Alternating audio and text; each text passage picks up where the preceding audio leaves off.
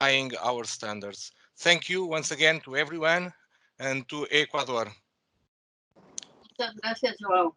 También queremos la presentación de Ron Smith, quien nos va a dirigir unas pocas palabras.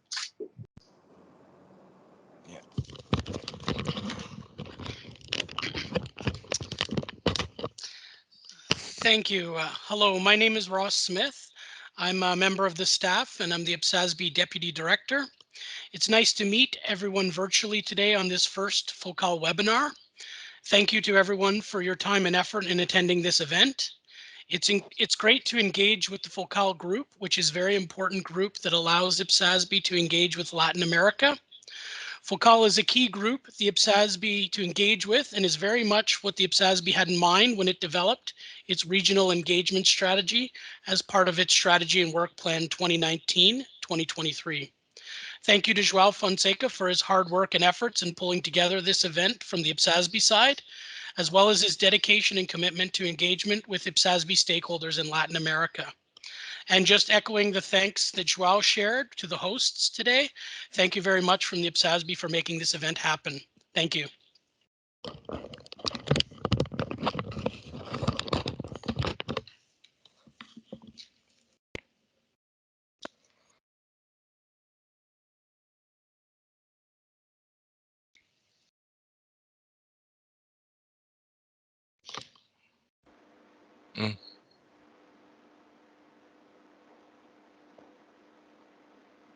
Maí, no se te escucha.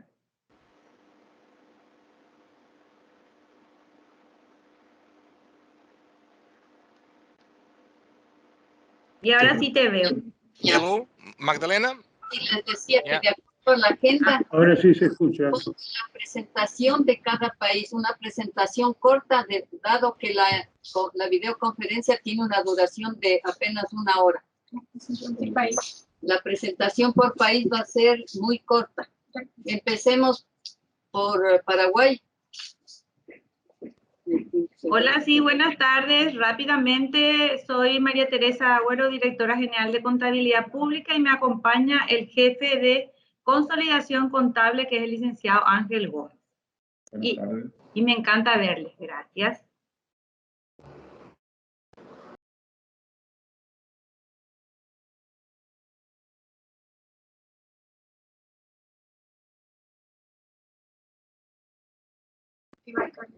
México, por favor. México, si nos escucha. Juan.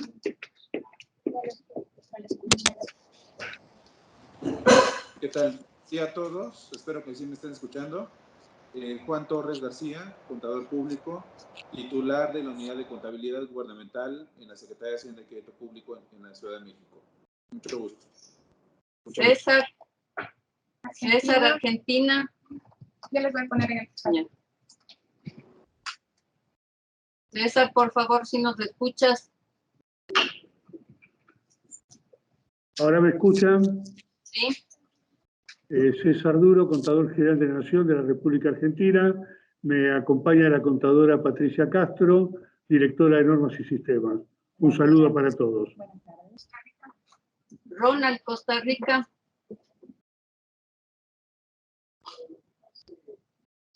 Ronald. No te escuchamos, Ronald. El micrófono. ¿Me escuchan? Sí. Ahora sí. Buenas tardes a todos. Soy Ronald Fernández, el director de Contabilidad Nacional de Costa Rica. Me acompaña don Jesús, que es el jefe de la Unidad de Consolidación, don Miguel, que es parte de la Unidad de Consolidación, y doña Mayela, que es parte de la Unidad de Consolidación. Un gusto saludarlos a todos. Chile. Araceli. Chile. Araceli, Panamá.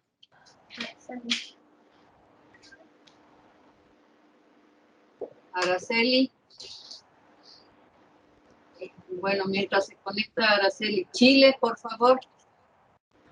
Buenas tardes, soy Gustavo Smith, jefe del área de normas de la Contraloría General, y bastantes personas de mi equipo se están conectando a través de sus computadores. Gracias. Araceli.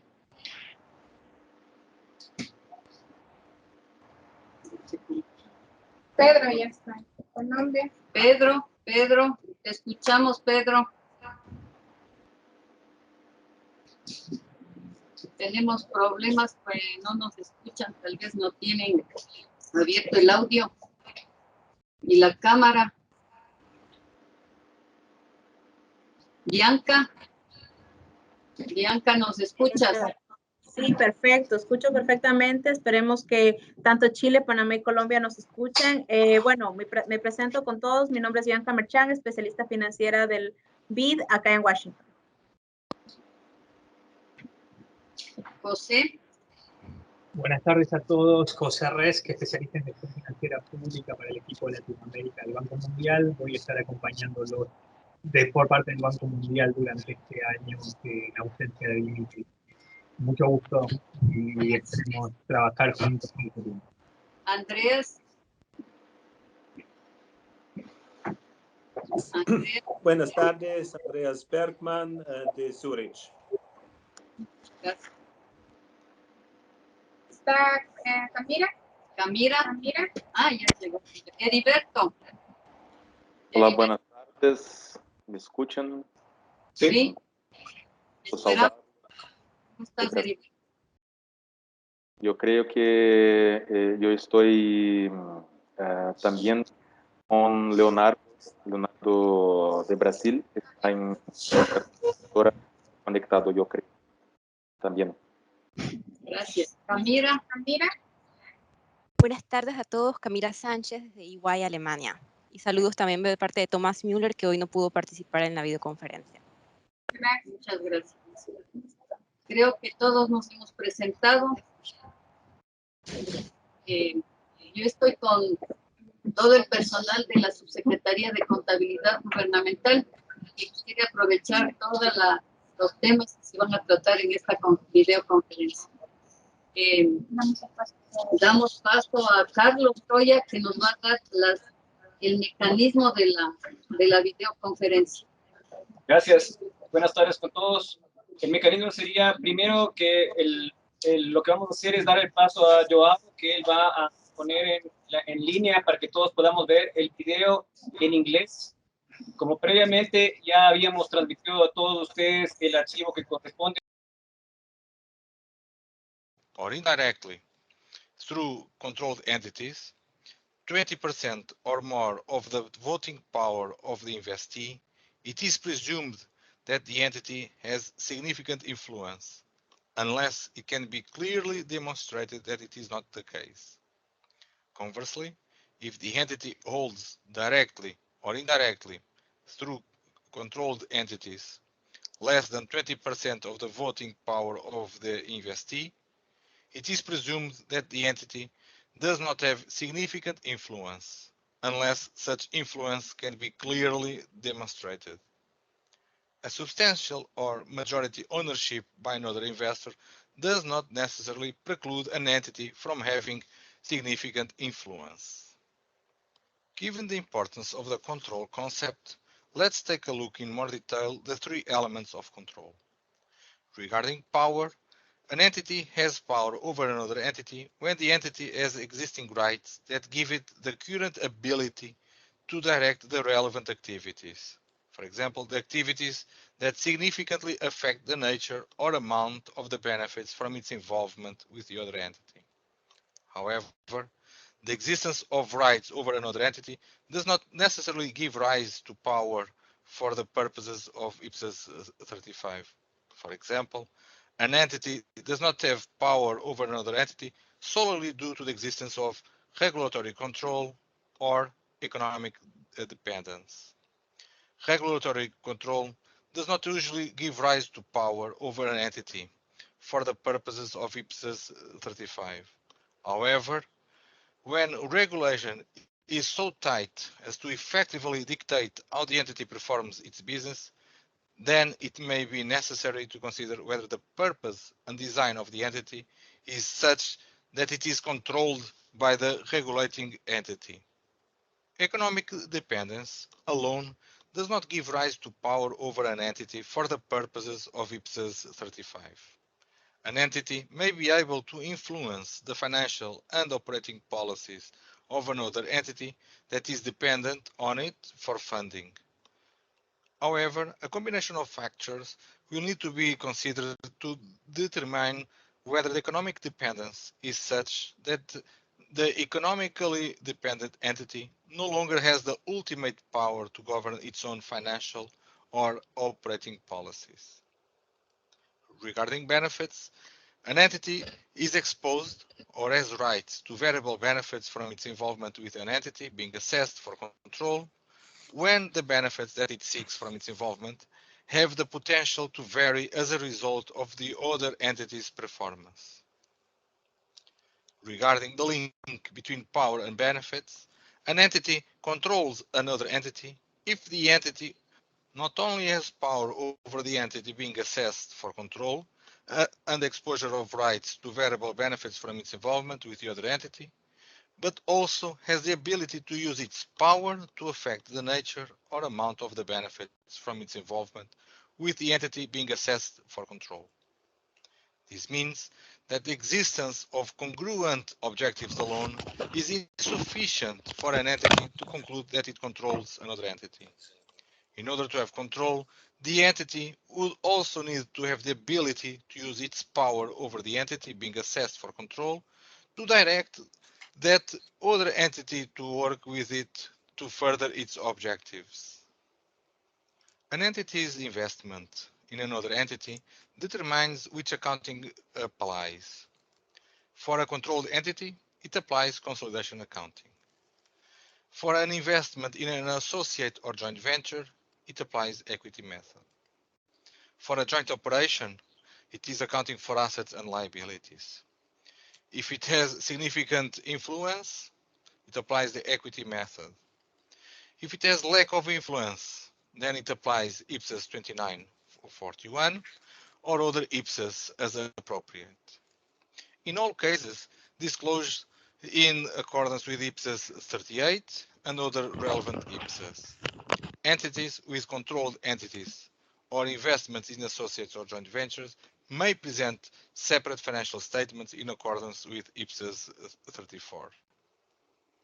For us to better understand how the concept of control applies in practice and its relationship with the concept of economic entity, let's take a look at the following example.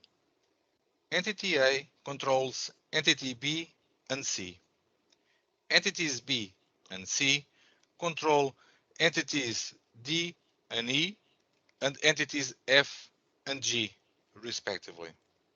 The economic entity encompasses the controlling entity and its controlled entities, as shown in the elliptic figure. Okay, we have covered a lot of ground so far in terms of the main concepts on consolidation. Let's dive now into some common practical questions that arise from these concepts. The first question is there a need or not to consolidate central banks? Well, an assessment needs to be made whether the legal framework that governs the central bank in the specific jurisdiction gives rise to control by government. For example, in the UK, the central bank is controlled by the government. However, in other jurisdictions, this might not be the case. The second question is, should a jurisdiction with 3 levels of government, federal, provincial or state, and municipalities, consolidate? In principle, no, but there may be exceptions. In normal circumstances, the federal government does not control the lower level of government if they have autonomy on their operating and financial policies, unless there is an agreement that gives the federal government de facto control of the lower level of government. For example, a financially distressed municipality signs an agreement with the federal government releasing policies in exchange of financial assistance and thus helping to meet the fiscal targets of the general government sector. In other countries,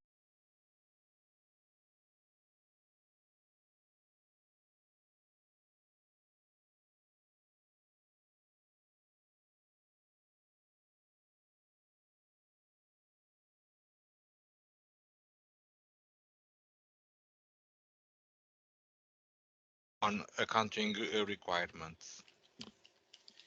The main consolidation procedures are combine like assets, liabilities, net assets equity, revenues, expenses, and cash flows. Eliminate investments in controlled entities. Eliminate balances and transactions between entities of the economic entity. If necessary, adjust to conform accounting policies. If necessary, adjust for significant transactions between financial statement dates. Identify non-controlling interests in surplus or deficit and net assets and equity. There are two approaches to consolidation. The first one is to consolidate the whole group of entities at the same time at the top controlling entity level. The second approach is to consolidate bottom-up.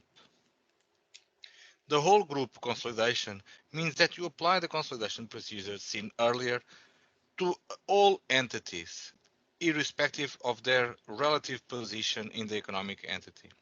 For example, in this example, you consolidate entities A to G in any given order. Bottom-up consolidation means that you apply the consolidation procedures first to entities B, D, and E, and C, F, and G. Afterwards, you apply the consolidation procedures to entity A and the resulting economic entities of B and C. Let's look at an example of consolidation procedures. Government transfers 100 to a department. Government debits expense 100 and credits cash 100. The department debits cash 100 and credits revenue 100. The department purchases an asset for 90 and pays salaries of 10. The department then transfers that purchased asset to a controlled entity. The controlled entity recognizes asset and revenue of 90. When consolidating, only the transactions outside of the square are to be captured in the economic entity, and the transactions between government, department, and controlled entity need to be eliminated. Now, let's see the accounting requirements for acquisitions, disposals, and loss of control. Revenues and expenses of controlled entity are included from date of acquisition. Revenues and expenses included until date control ceases during reporting period. Gain or loss reported on disposal of controlled entity. If control ceases, controlled entity accounted for as a financial asset. IPSAS 35 has specific guidance on investment entities. An investment entity is an entity that obtains funds from one or more investors for the purpose of providing those investors with investment management services. Has the purpose of investing funds solely for returns from capital appreciation, investment revenue, or both, and measures and evaluates the performance of substantially all of its investments on a fair value basis. An investment entity that is a controlling entity measures an investment in a controlled entity at fair value through surplus or deficit in accordance with IPSAS 29 or IPSAS 41. Except if controlled entity that provides services related to the investment activities. An investment entity determining whether an entity is an investment entity by assessing all effects and circumstances. An investment entity discloses the significant judgment and assumptions made in determining that it is an investment entity, unless it has all the following characteristics. It has obtained funds from more than one investor. It has ownership interests in the form of equity or similar interests. And it has more than one investment. Regarding the accounting for a change in investment entity status, when an entity ceases to be an investment entity, it shall apply IPSAS 40, public sector combinations, to any controlled entity that was previously measured at fair value through surplus or deficit, in accordance with paragraph 56. The date of the change of status shall be deemed the acquisition date. The fair value of the controlled entity at the deemed acquisition date shall represent the transferred deemed consideration when measuring any goodwill or gain from a bargain purchase that arises from the deemed acquisition. IPSAS 38, Disclosure of Interests in Other Entities, provides the guidance on disclosures.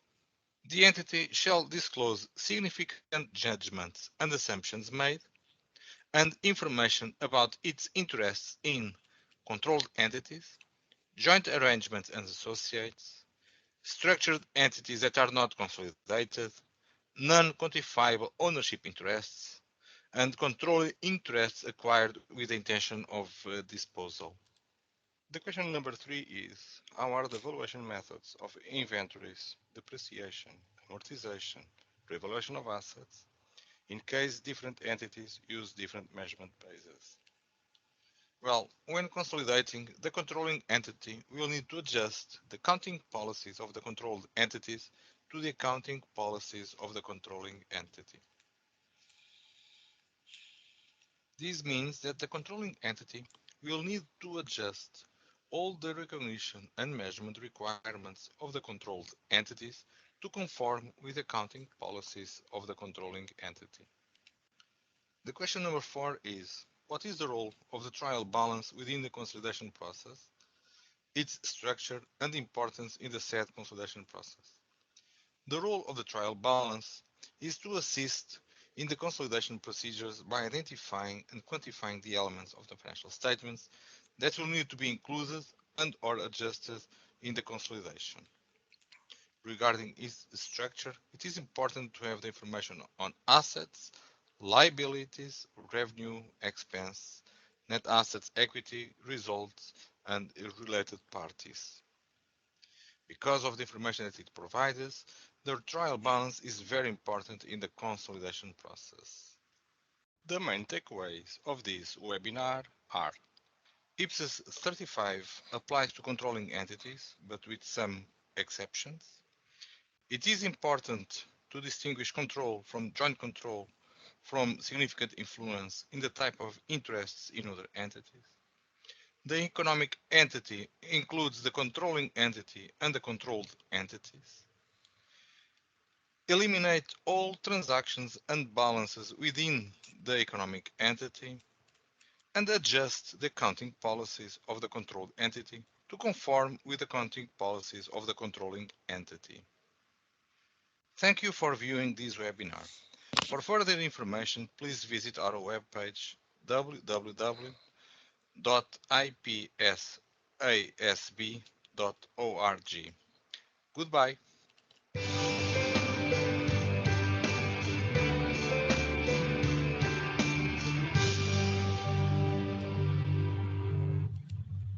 Muchas gracias, Joao. Ahora iniciamos con las preguntas de todos los participantes a través del chat. Cintia va a estar pendiente de todas las preguntas y les va a dar la prioridad conforme vayan presentando las preguntas.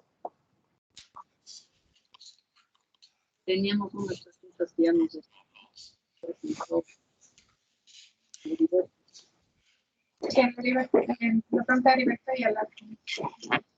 Joao. Sí, Magdalena. Tenía una pregunta, I had a question. Heriberto had a question. And I think the answer is already in the presentation, in the PowerPoint plan. That was about the central bank.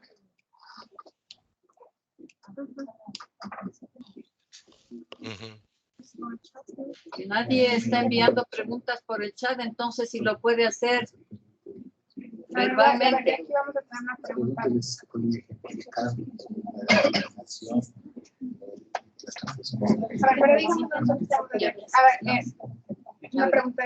Una pregunta de Ecuador. A question from Ecuador.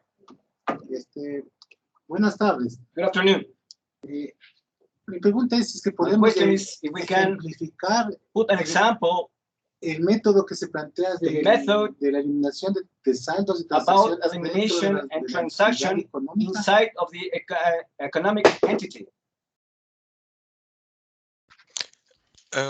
Sorry, can you please repeat, Carlos? Yes, of course. Mi pregunta es que si podemos Carlos, let me hear the person speaking, and then you do the translation afterwards. Okay, do it. Because there is lagging in the communication and both overlap, and I cannot hear both. Mi pregunta es que si se puede ejemplificar el método que se está planteando ahí, que es la eliminación de transacciones recíprocas dentro de la actividad, dentro de una entidad económica. Okay. Did you understand, Joao? That was fine? Yes. Io comprendo la pregunta. So I'll speak in English now. So those two approaches, they are optional, and it is to be used by the entity, whichever option suits best their needs, and it's easy for applying the accounting procedures. So that is why that it depending of the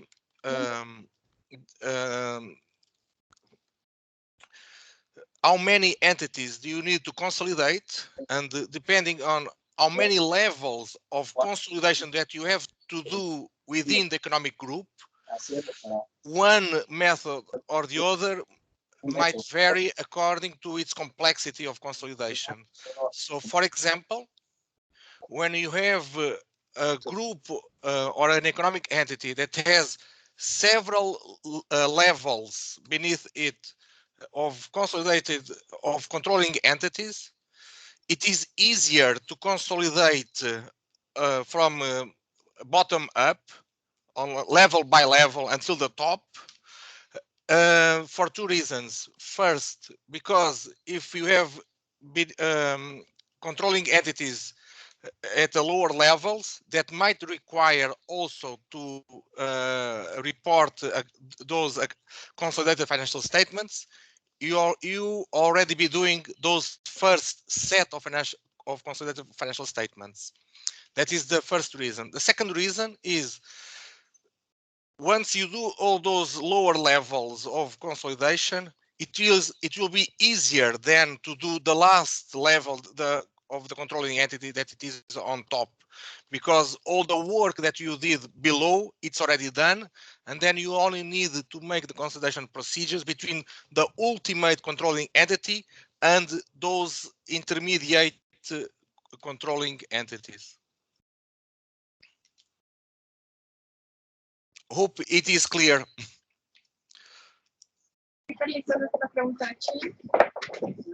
There's another question from Chile. Sí. Gustavo. ¿Quién va primero? Gustavo. Another question from Gustavo Smith, Joao, from Chile. Sí. Un gobierno debería consolidar los poderes legislativos. A government should consolidate the legislative and the judicial powers. So once again, we need to assess the control criteria into those entities. So first, we need to know if those are reporting entities, the judicial powers and the legislative, and then so that is the first step if they are reporting entities, and then the second step is we'll need to assess the whole legal framework of that country to assess whether there is or not control from one government, from one type of power towards the other. So I don't have one size fits all solution. So because that assessment needs to be done on a case by case basis.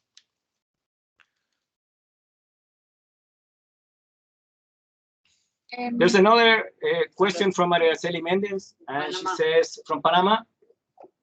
Disculpen, no van a traducir al español las respuestas porque yo no entiendo nada. Sí vamos a traducir, disculpa María Teresa, ya vamos a traducir inmediatamente. La siguiente pregunta es, the following question, Joao, is how is defined the control about or above other entity?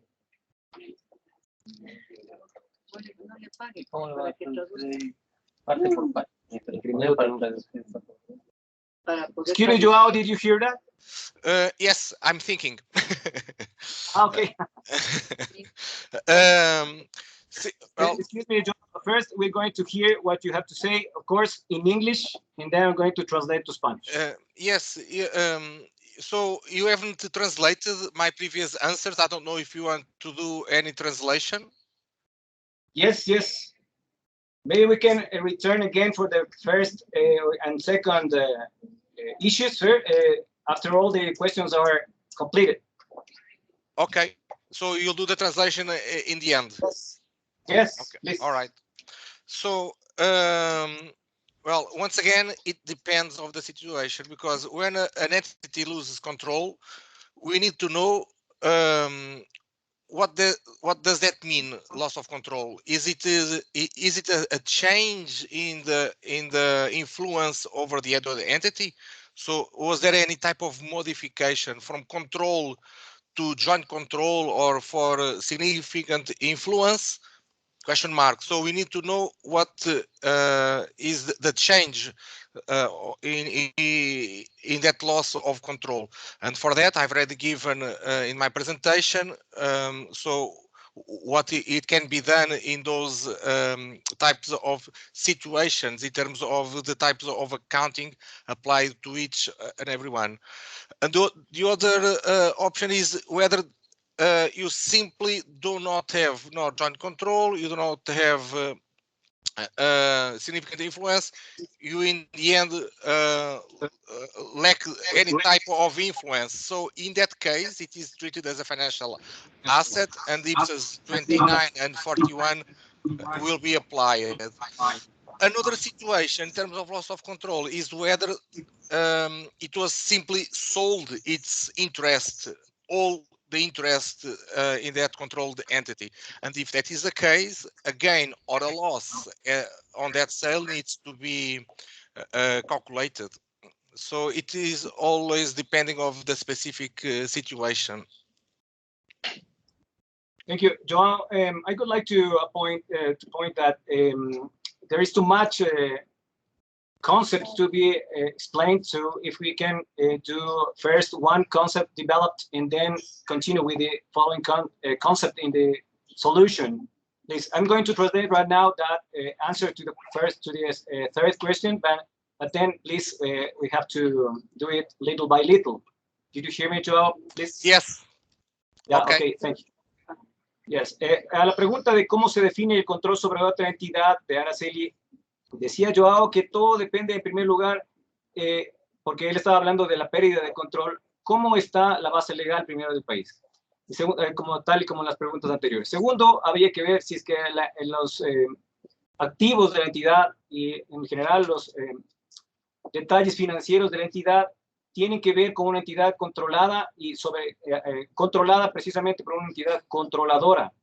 Así que la definición del control o la pérdida de control, que es lo que se dijo hace un momento, lo que decía Joao, es algo que tiene que ver precisamente con esa posibilidad de conocer todos sus activos y de tener influencia sobre ellos. Eso es en resumen lo que ha dicho Joao en su respuesta. That's it, Joao. Then we have another question, Joao. In the public sector, this is from Oscar from Peru.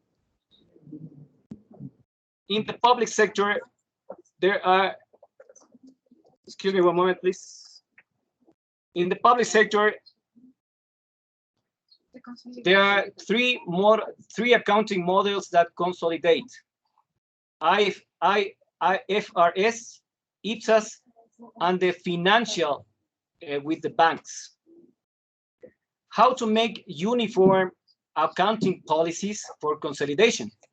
That's the question. And it's a very good question. So, es una pregunta muy buena. Sí. So Well, once again, there are several layers.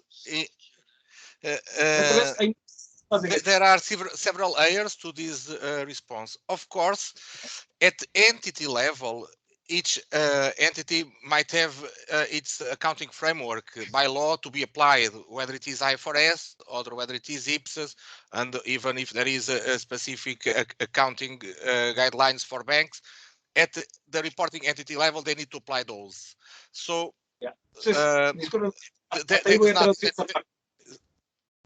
please translate this, Carlos. Hay una infraestructura sobre cuál de las modalidades de consolidación es posible, ya sea NIF, ya sea NIGSP, o sea la contabilidad financiera para los bancos. Y hay que actuar en esas tres capas posibles. Sí. Then the second thing that we need to know is that, okay, if there is a controlling entity on top of these controlled entities, then what the controlling entity needs to do is to adjust all the accounting policies, all the accounts of those entities that are using IFRS or even accounting standards for banks, and according to the accounting policies of the ultimate controlling entity. And that is a procedure that it is done within the consolidation process. And that is what IPSAS 35 says. I'd like to yes, please, Carlos, translate this. Yes. Primero hay que saber si existen entidades controladoras y entidades controladas. Si es que es así, entonces primero hay que ajustar la contabilidad, ya sea en modelo NIF, en modelo NIGSP o en modelo de contabilidad financiera para la banca, sobre la base de lo que disponga la entidad o de las entidades controladoras. De esa forma podríamos tener una uniformidad. Esa es la primera parte. See, thanks, Carlos. Then, after we do that, then it is possible to do the eliminations of all transactions and balances between all those entities in order to capture the whole economic entity, just like I've said in my presentation. To finalize my answer, I just want to highlight that IPSASB has on its website a staff question and answers that precisely answers these questions on consolidation with controlled entities that apply different accounting frameworks that are not IPSAS, might be IFRS, that might be national accounting standards or even standards from banks. And it is, I would suggest to everyone to go to our website and search for that staff question and answers, because it provides more detail on this and might be helpful for all of you. Okay. La tercero que hay que considerar es si es posible que las transacciones y los saldos sean eliminados entre esas transacciones para llegar a la consolidación. Al revisar la página web de IPSASB, tendré en un lugar en donde se vierten o están escritos las preguntas frecuentes, las frequent asked questions, las FAQ.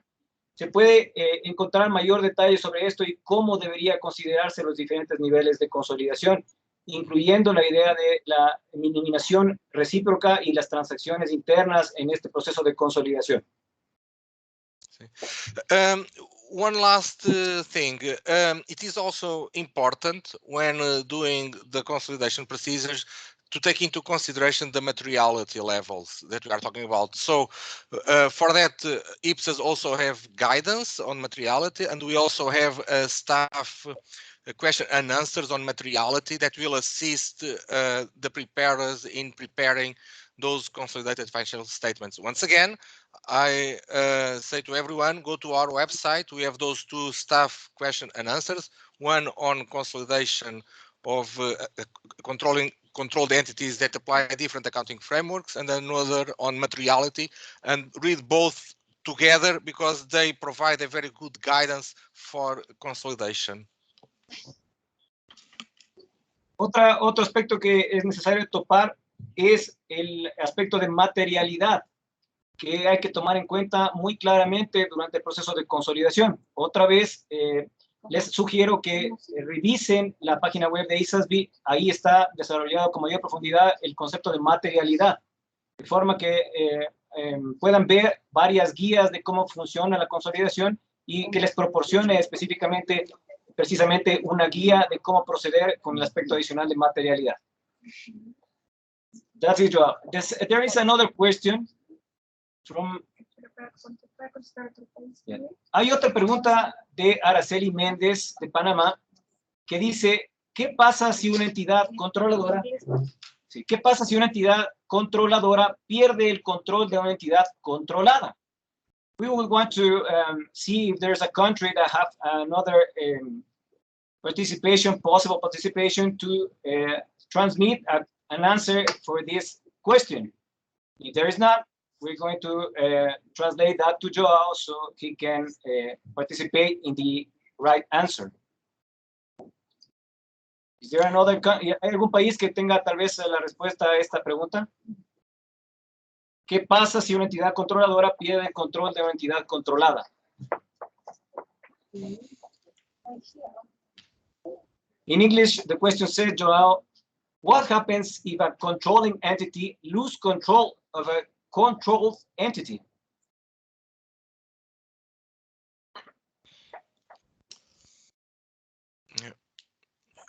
Carlos, are we waiting for someone of focal countries to answer? Yes, there seems to be no country with that answer. So, as I said earlier, well, once again, it will depend on what it means by controlling, by losing the control.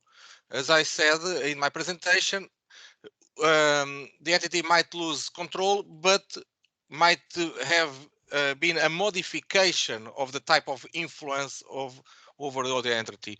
So might lose control, but might gain joint control, might gain significant influence, or might have a lack of influence at all, but still keeping any type of interest in the entity, or might have lost any type of influence, so a pure sale of whole interest in the entity. So according to any of those these types of loss of control and its modifications in terms of the type of influence, then we have the specific type of accounting that we need to apply. That is also in my presentation. Okay, Joao, I'm going to translate that. Yes. Lo primero, como se decía en la presentación mismo, inicialmente, o en lo que se vio en el video, lo primero es saber qué es perder control. Entonces, puede ser que perdamos parte del control en la influencia significativa, o que perdamos el control en la información que se tiene de las entidades controladas, o a su vez que haya una combinación de ambas. De todas formas, la pérdida del control es relativa de acuerdo a estos dos conceptos. Sí, muchas gracias. Thank you, Joao. Hello, how are you? Fine, thank you. Ross, how are you? Thank you so much for this support. It's very important for FOCAL and all countries members from FOCAL.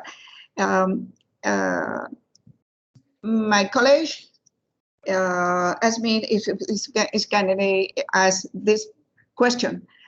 So sorry because I can connect, or we disconnect in the middle of the explanation. I can't connect 15 minutes after. No, so sorry, we don't follow your presentation from the beginning. The question, the main issue in the question is, after you present the report, the consolidation report, how you adjust the next time when the controlled entity separate for different reasons, for example, by law, and to convert an other entity, in the middle of the process, whether you need to consolidate your next statement for the next period. Yeah, thanks for the detailed question. Carlos, do you want to translate to everyone first? Yo quisiera que por favor Araceli mismo lo diga en español, de forma que todos puedan decir la totalidad o escuchar la totalidad de la pregunta. Con gusto, Carlos. Sí. La pregunta la estoy resumiendo porque el equipo que tengo aquí en la sala estaba interesado en conocer más detalles y quizás con la presentación de Joao eso se dio definitivamente, pero como estuvimos desconectados por 15 minutos aproximadamente, tuvimos la explicación de la presentación. Por tanto, la pregunta se concentra específicamente en qué pasa cuando tú has presentado un reporte con una unidad o una entidad controlada y en el siguiente periodo o en el medio del periodo para presentar el siguiente periodo, los estados financieros o la información, hay separación de una entidad controlada. ¿Cómo se definen esos ajustes? Si a partir de una fecha, o sea, ya no es comparable, ¿qué pasa? Esa es la pregunta. Thank you, Araceli. You're welcome. Carlos, can I answer? Yes, of course. Yeah, thank you. So, okay, now I understand better your question. So it's about the timing of the loss of that control. And I'm going to give a simple example, imagining that halfway in the year, the controlling entity sells the interest completely in the controlled entity, whether it is by contract or by law or whatever, it has lost completely. So what it needs to be done. Let me translate that. Yes. O Araceli, no sé si tú quieres traducir tal vez. Ok. Sí, o sea que depende todo de el tiempo, el momento en que se está dando la separación, o sea, la pérdida de ese poder, de ese control. Y de allí van surgiendo los demás pasos que debes dar, que es lo asumo que es lo que va a explicar Joao después, ¿no? See, so at the time of the reporting entity, where the controlling entity it is reporting, so the flows, so revenues and expenses, they need to be, while it was under the control, they need to be also eliminated, because all those flows existed throughout that period. And if the stocks, so the activos y pasivos, they all need to be taken, eliminated, but in this case, not because of consolidation, but because it is no longer controlled. So the entity should not be there as a controlled entity, because the entity at the time that it is publishing the accounts, it's no longer controlled. So it is treated like that. So sí. Esto, el movimiento de cuentas que haya entre stock y flujos es la que te va a ir dando las bases o la guía para poder ir saliendo de ese control. O sea, tienes que definir exactamente cómo quedan afectados tus activos y pasivos para poder consolidar adecuadamente sin la entidad que controlabas. The other situation is when there is not a loss of control, but there is a modification of control. So from control to joint control or significant influence, then the accounting procedures need also to be modified, because it is no longer elimination of transactions and balances, but it is applied the equity method.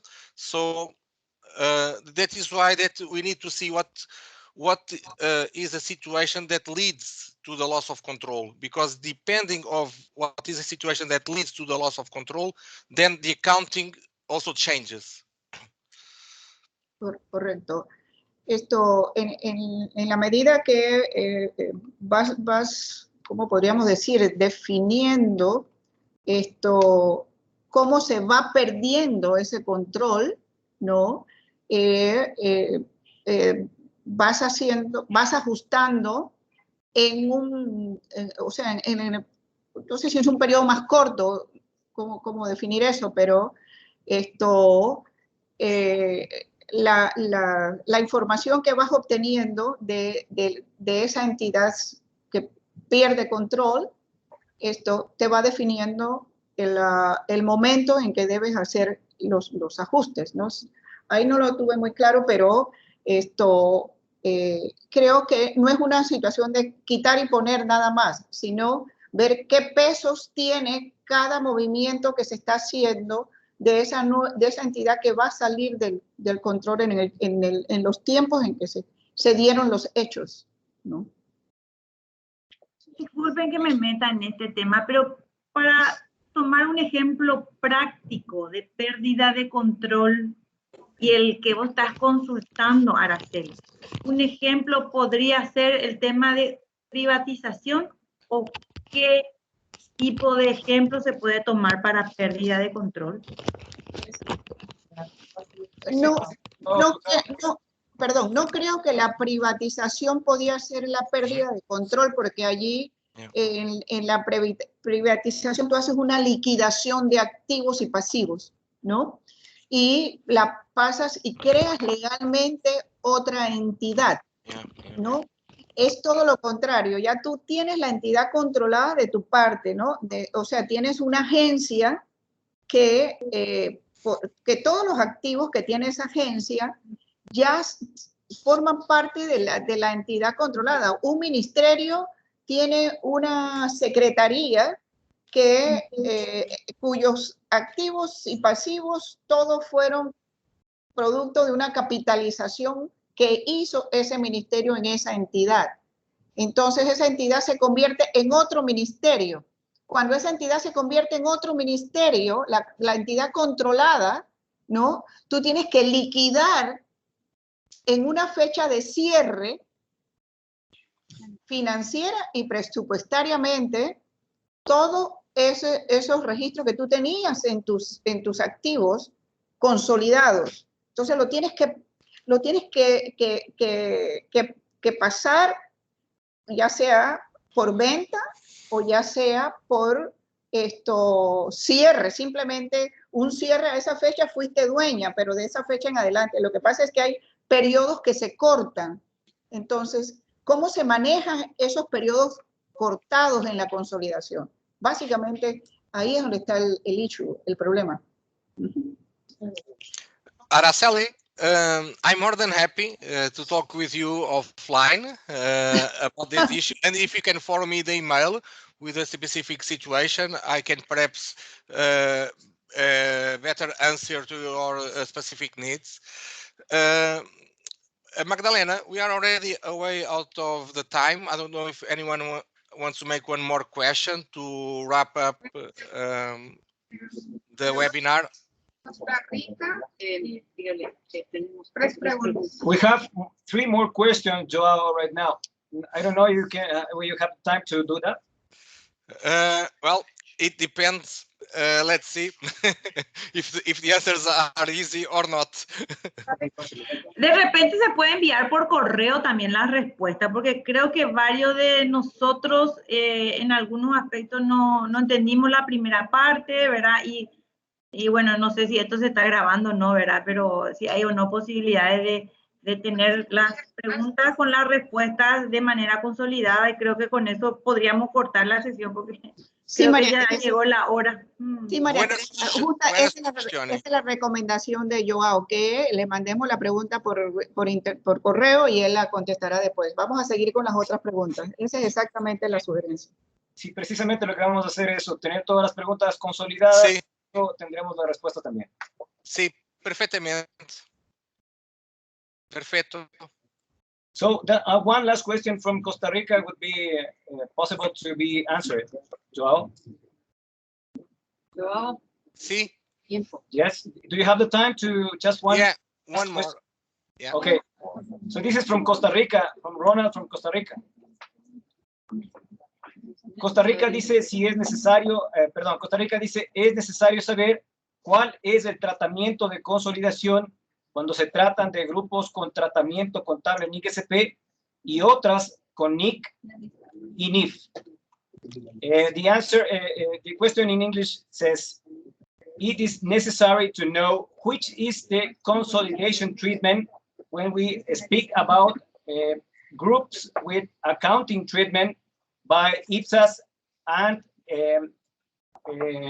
IARS. Yes.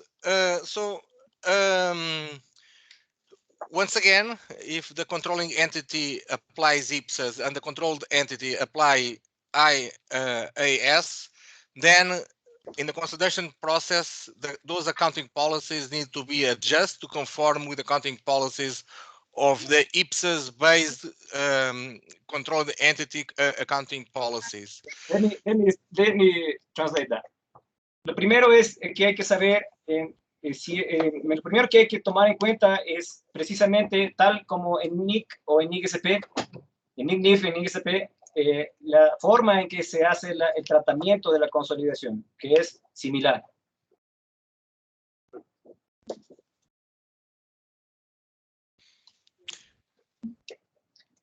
That's it, Joe, I think. Yeah, that is all. Ok, gracias a todos. Vamos a dar las últimas palabras y les agradezco por la atención. Muchas gracias, Joao. Ha sido muy fructífera tu participación. Ha aclarado muchos conceptos a todos los países, especialmente a nosotros. Como pedía María Teresa, vamos a enviar las preguntas y respuestas en español para que esto nos sirva a todos los países. Un agradecimiento muy especial a Joao por todo su tiempo, todo el tiempo que nos ha brindado en la preparación de la presentación, en las pruebas que hemos hecho y todo el tiempo que ha transcurrido en el día de hoy. A Bianca también un agradecimiento especial por dotarnos de esta tecnología en la que a cualquier día y a cualquier hora podríamos conectarnos si es que en los países miembros de Focal tenemos alguna inquietud, podríamos hacerlo el momento que queramos. Por lo tanto, Bianca, muchas gracias. Tú estás grabando la presentación, la conferencia, entonces también querríamos que nos participes a todos de esa grabación para tenerla en inglés y en español.